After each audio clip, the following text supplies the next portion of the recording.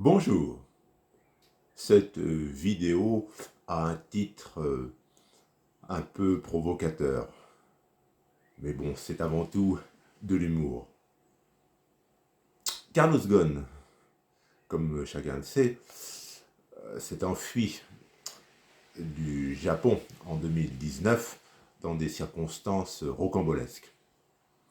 Et Carlos Ghosn a trouvé refuge au Liban, à Beyrouth, dans une confortable villa dans le quartier résidentiel nommé Ashrafieh, à Beyrouth donc.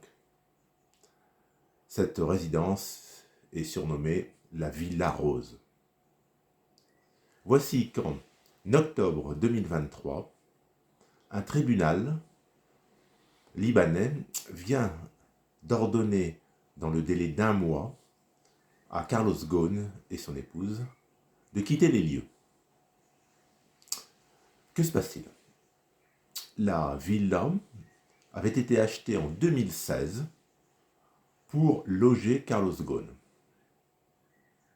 Mais cet achat a été fait par une société nommée Foinos, elle-même dépendant d'une structure d'investissement détenue par Nissan.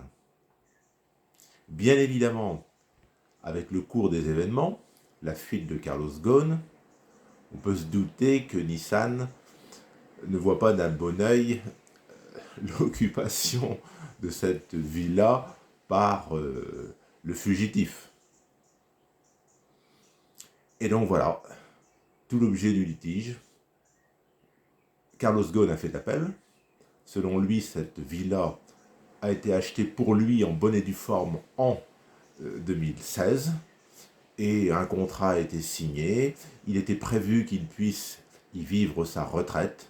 Donc pour Carlos Ghosn, il s'estime dans son bon droit. Comme je le répète bien évidemment, Nissan le voit d'un autre œil. Alors, affaire à suivre. Que va-t-il se passer? Carlos Ghosn va-t-il être obligé de quitter cette splendide Villa Rose? C'est une affaire à suivre. Mais quelle épopée, cette histoire de Carlos Ghosn. Cet enfant qui, dès ses plus jeunes âges, a vécu dans différents pays, qui a été formé en France, qui a travaillé pour Michelin, avant de devenir le PDG de Renault, puis de Nissan. Carlos Ghosn avait atteint le rang de chef d'État, ni plus ni moins. Et ça a été la chute. Alors, chacun pense ce qu'il veut de l'affaire, des tenants, des aboutissants.